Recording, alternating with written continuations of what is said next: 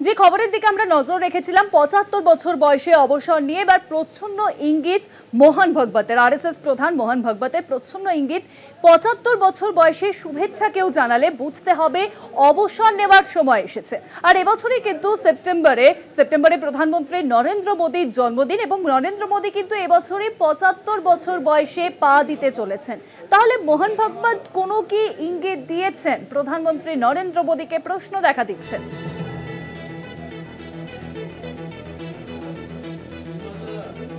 ৭৫ বছর বয়সে অবসর নিয়ে এবার প্রচ্ছন্ন ইঙ্গিত মোহন ভাগবতের।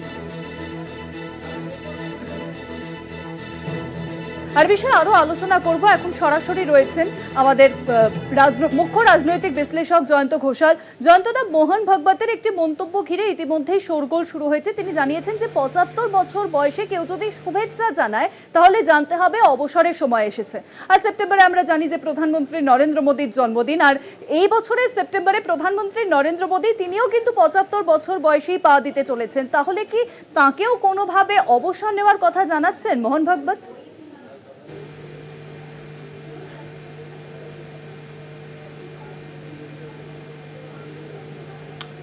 শুভাঙ্গী, খুব চিত্তাকর্ষক একটা বিষয় এবং খুব সঠিক প্রশ্ন।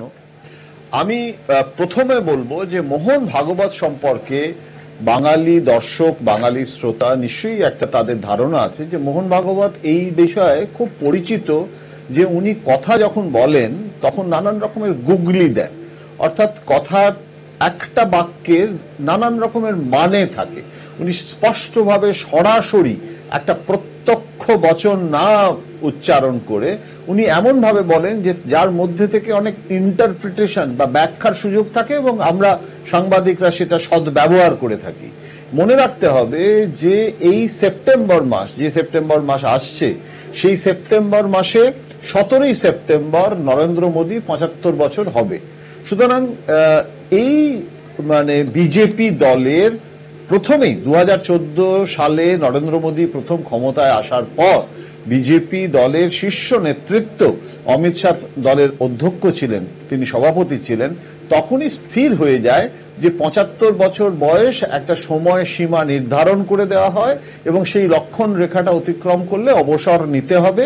এবং বেশ কিছু ব্যক্তিত্ব তাদেরকে বিজেপির পার্লামেন্টারি বোর্ডে তাদেরকে নিয়ে আসা হয় এবং তাদেরকে বলা হয় যে তারা একটা শীর্ষ প্রবীণ অবসরপ্রাপ্ত নেতা, যারা মার্গদর্শক মণ্ডলী, তারা মার্গদর্শন দেখাবেন এবং তাদের একটা মণ্ডলী তৈরি করা হয়। এখন সেই সূত্র অনুসারে নরেন্দ্র মোদীরও তাহলে ৭৫ বছর বয়সে ব্যতিক্রম হওয়া উচিত নয়। তার কারণ তিনিও নিশ্চয়ই দলের একনিষ্ঠ কর্মী হিসেবে তার দায়িত্ব থাকে সেটাকে, যে নিয়ম তিনি প্রবর্তন করছেন সেই নিয়মের ব্যতিক্রম কেন তিনি হবেন। সুতরাং এই প্রশ্নটা মোহন ভাগবত উস্কে দিয়েছেন। এবং এখানে শুভাঙ্গী, আমি আর একটা কথা মনে করিয়ে দেবো যে মোহন ভাগবতেরও কিন্তু মজার বিষয়, তারও কিন্তু একই বয়স নরেন্দ্র মোদীর সঙ্গে, এবং তিনি এই সেপ্টেম্বর যেটা মাসটা নরেন্দ্র মোদীর জন্ম মাস, সেই জন্ম মাসও দুজনের এক। কিন্তু আরএসএস এ কিন্তু বয়সের কোনো লক্ষণ রেখা, বয়সের কোনো অবসরের কোনো সময় সীমা আরএসএস এর দিক থেকে কখনো বলা হয়নি, কখনো নির্ধারণ করে দেওয়া হয়নি। সুতরাং অতীতেও বরং মোহন ভাগবতের বয়স তো কম, মোহন ভাগবতের থেকেও বেশি বয়সে আরএসএস এর সরসংঘ চালকরা তারা এই দায়িত্ব পালন করেছেন অতীতে। সুতরাং মোহন ভাগবত বললেও তিনি নিজের কথা এমন ভাবে বলেছেন যে যেন মনে হচ্ছে যে তিনি তার নিজের কথাই যেন বলছেন। আসলে কিন্তু বিজেপি যে দল এই নীতিটা নির্ধারণ করেছে তাদেরকে মানার জন্য একটা অ্যাডভাইজারি, একটা পরামর্শ যেন মোহন ভাগবত দিচ্ছেন। মোহন ভাগবতের সাথে নাগপুরে সম্ভবত বিগত মার্চ মাসে নরেন্দ্র মোদী দেখা করতে গেছিলেন এবং সেটা প্রধানমন্ত্রী হওয়ার পর নাগপুরে মোহন ভাগবতের সাথে সেটা ছিল তার প্রথম বৈঠক। এবং তখনই কিন্তু আলাপ আলোচনা হয়েছিল যে তাহলে কি অবসরটা নিয়েও আলোচনা হলো। এবং আমার এখনো মনে আছে যে একটা বিতর্ক হয়েছিল, তার কারণ যখন ওই দেখাটা করেন নরেন্দ্র মোদী মোহন ভাগবতের সঙ্গে সঙ্গে সঙ্গে আমাদের শিবসেনা নেতা, যিনি এখন বিতর্কের একদম কেন্দ্রবিন্দু হয়ে রয়েছেন, সঞ্জয় রাউত বলেছিলেন যে নিশ্চয়ই নরেন্দ্র মোদী গেছেন ওখানে ইস্তফা দিতে, কেননা তার তো সময় হয়ে আসছে, তিনি আগামী ইস্তফার কথা বলতে গেছিলেন।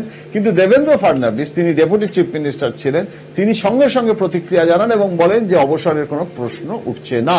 সুতরাং এই অবসর নেওয়া না নেওয়া, সেপ্টেম্বর মাস এগিয়ে আসছে, কিন্তু এখানে শুভাঙ্গী আমার নিজস্ব অভিমত যেটা, এবং সেটা সাবজেক্ট টু কারেকশন, আমি সবটা জানি এমন দাবি করছি না, কিন্তু বিভিন্ন সূত্রে বিজেপি থেকে যেটা জানতে পারছি বা এটা একটা মানে মগজাস্ত্র ব্যবহার করেও বলছি যে নরেন্দ্র মোদী ইস্তফা দেবেন না। তাহলে এইটা মোহন ভাগবত যে বলছেন এবং বিজেপি দলের তাদের নিজেদেরই তৈরি করা আইন, তাহলে নরেন্দ্র মোদী ভাঙবেন। আমার যেটা মনে হয় যে স্ক্রিপ্ট তৈরি হতে চলেছে এবং এটাতে আরএসএস এবং বিজেপি যৌথভাবেই এই চিত্রনাট্যটা তৈরি হয়েছে, সেটা হচ্ছে যে মোহন ভাগবত যেটুকু বলেছেন নরেন্দ্র মোদী এমন হতে পারে যে সময় যখন আসবে তিনি নিজে থেকেই ইস্তফার কথা বলতে পারেন, তিনি বলতে পারেন যে আমার তো এবারে দাও বিদায়। কিন্তু এটা কংগ্রেসেরও এক সময় হাইকমান্ডের একটা ইন্দিরা গান্ধীর সময় থেকে এই কালচার কংগ্রেসের মধ্যেও ছিল, বড় দল, প্যান ইন্ডিয়ান পার্টি। আজকে বিজেপি তো আরো বৃহত্তম একটা রাজনৈতিক দল গোটা পৃথিবীর। নরেন্দ্র মোদী যে মুহূর্তে ইস্তফার কথাটা বলবেন বা ইচ্ছা প্রকাশ করবেন, তখন গোটা দেশ জুড়ে বিভিন্ন রাজ্য থেকে বিজেপির কর্মীরা, নেতারা, বিভিন্ন, যেরকম ফাডনাভিস বলেছিলেন, রাউতের কথা পাল্টা প্রতিক্রিয়া দিয়েছিলেন, গোটা দেশ জুড়ে এই একইভাবে দেবেন্দ্র ফাডনাভিসের কণ্ঠস্বরে সুর মিলিয়ে গোটা দেশ জুড়ে বলবেন যে নরেন্দ্র মোদী বলবেন যে আমাকে বিদায় দাও, আমি এবারে ছাড়বো, তোমরা ভাবো কি করবে। দলের ভেতরে অভ্যন্তরীণ বৈঠকও বলতে পারেন এবং তখন সবাই রে রে করে উঠবে এবং বলবে যে কিছুতেই আমরা যেতে নাহি দিব। সুতরাং কোনো অবসরের প্রশ্ন উঠছে না, তোমাকে থাকতে হবে। এবং দলের চাপে দলের সমস্ত মানে পার্লামেন্টারি বোর্ড বলবে হি উইল কন্টিনিউ, এবং নরেন্দ্র মোদী তখন পার্টি অফিসে এসে 75 বছরের জন্মদিনে সবার কাছে এসে হাত জোড় করে বলবেন যে আমি সেবক, আমি কর্মযোগে বিশ্বাস করি, আমি অবসর নিতে চেয়েছি বা অবসর নিতে প্রস্তুত, কিন্তু দল আমাকে করতে দিচ্ছে না। এবং এখনো পর্যন্ত, এবং কেন নরেন্দ্র মোদী কিন্তু ফিট অ্যান্ড ফাইন শারীরিকভাবে, এটা নিয়ে তো কোনো প্রশ্ন নেই। তিনি নিয়মিত যোগ করেন, তিনি নিজে শুধু যোগ নয়, তিনি আরো নানান রকমের এক্সারসাইজ, যেটা আমি জানি খুব কঠিন, কিছু কিছু ব্যায়াম করেন এবং তার জন্য শরীরের চর্চা করেন। তিনি সবসময় তার নিজের ওজন, তার নিজের সমস্ত স্বাস্থ্য নিয়মিত মানে পরিচর্যা করেন, যেটা অটল বিহারী বাজপেয়ী সমস্যা ছিল শারীরিকভাবে, বা অন্যান্য বহু প্রধানমন্ত্রীর ক্ষেত্রেই দেখেছি, কিন্তু সেটা নরেন্দ্র মোদী কিন্তু সেটা নেই। তিনি 75 বছর বয়সেও বরং দলের মধ্যে অনেক কম বয়সের নেতা তারা নরেন্দ্র মোদীর থেকে অসুস্থ। অনেকে তো দুঃখজনকভাবে, দুর্ভাগ্যজনকভাবে প্রয়াতও হয়েছেন শারীরিক কারণে, কিন্তু নরেন্দ্র মোদীর তো সে সমস্যা নেই। তাহলে এই মুহূর্তে BJP party without Narendra Modi unthinkable, ভাবাই যায় না। কারণ মোদীর ব্র্যান্ড ইকুইটি নিয়েই কিন্তু দলটা চলছে। প্রত্যেকটা নির্বাচনে, এমনকি আসন্ন 2026-এর নির্বাচনও তো এই সেপ্টেম্বর মাসের পরেই হবে। সেই মে মাসের যে নির্বাচন, এখনই তো মোটামুটি পোস্টার বয় কে, সেটা তো নরেন্দ্র মোদী বিজেপি। মানে লড়াইটা হচ্ছে বিধানসভা নির্বাচন, লোকসভা নয়, সেটা তো 2029, কিন্তু মমতা বনাম কি বিজেপি, মমতা বনাম মোদী। এখন এই যে রাজনৈতিক আবহ, এই যে পটভূমি, এই যে প্রেক্ষিত, তা থেকে মগজাস্ত্র ব্যবহার করে আমি বলছি হি উইল কন্টিনিউ। কিন্তু মোহন ভাগবত যেটা বলছেন সেটা একটা গ্রামার, একটা ব্যাকরণের কথা বলেছেন, সেই ব্যাকরণটাও মানা হবে এবং তারপরে গোটা দেশ জুড়ে বিজেপির লোকেরা বলবে যে আমরা নরেন্দ্র মোদীকে যেতে দেব না।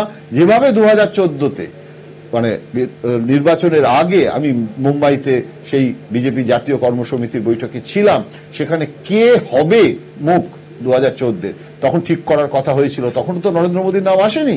আডবাণী হবে না, সুষমা স্বরাজ হবে না, রাজনাথ হবে। তখন কিন্তু গোটা দেশ জুড়ে একইভাবে সমস্যারে সবাই বলেছিল যে আমরা মোদীকে চাই, এবং ক্যাম্পেইন কমিটির, প্রচার কমিটির চেয়ারম্যান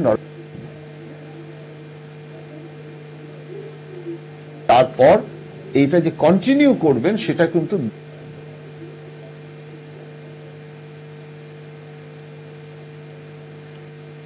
সেরকম আফটার মোদি কে হবে সে প্রশ্ন থাকতে পারে, কিন্তু 2029 পর্যন্ত নরেন্দ্র মোদীর ইস্তফা দেওয়ার কোনো সম্ভাবনা আছে বলে আমার মনে হয় না। এবং এটার মধ্যে মোহন ভাগবতের যে গুগলি সেটা বুঝতে হয়তো আমাদের মানে স্পষ্ট হতে হয়তো আরো সময় লাগবে আগামী দিনে। সেই স্ক্রিপ্টটা যেটা আমি বললাম সেই স্ক্রিপ্টটা হয়তো আরো প্রকাশ্য দিবালোকে আসবে ধীরে ধীরে।